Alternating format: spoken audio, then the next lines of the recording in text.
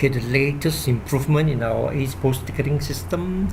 Let's take an example. For example, this is issuing of ticket for a show, a sort of animal show. When you click on adult, for example, then you enter the date and the time for the ticket. Let's say you issue another ticket for a child, date and time, and then you print the ticket.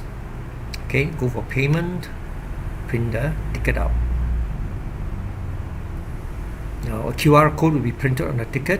This is used to be scanned at the entrance, so that we know that anybody with a valid ticket will have to scan the ticket into the entrance into the actual show area.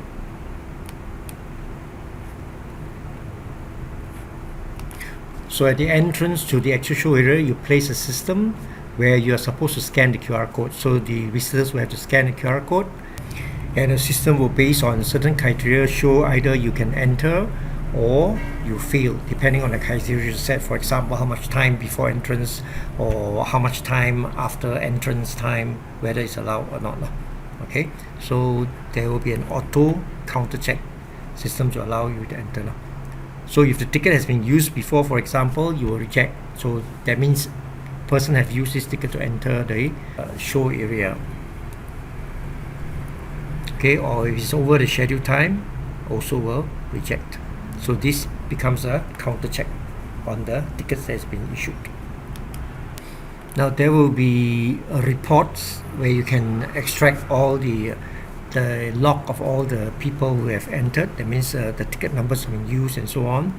And if there's any rejection, what are the reasons that you rejected? So in this report, details of all those tickets that were scanned, the QR code that was scanned, will be shown in this report. You can use this to counter check. Now for the time that's allowed to enter, how many minutes before or after scheduled time, there's a setup. Inside the setup, you can actually configure the system. For in this example, you allow you 5 minutes before or maximum 1 minute after scheduled time. Now another way is to scan the QR code using a turnstile. Of course, this one means you have to install turnstile. Alright, this is an example, and this here, this is a barrier system. So it can be a turnstile, can be a barrier using the same QR code. The cheapest method is to print a ticket with a tear-off section. So the guard at the entrance, when the visitor wants to enter, the guard takes the ticket, tear off the tear-off section, and that indicates that the ticket has been used and cannot be used by any other person. So if you want to use wristband, for example, you can just, after tear off, give a wristband and put on wristband for that person. So now that person has wristband indicating ticket has been paid.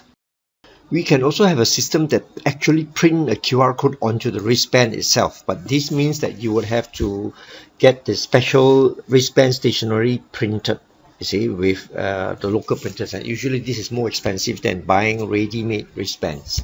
That's the only setback, but then we can have a system print the details of the visitor's purchases, like QR code or what sort of ticket is onto a wristband itself, and this requires a special printer that can print on wristband.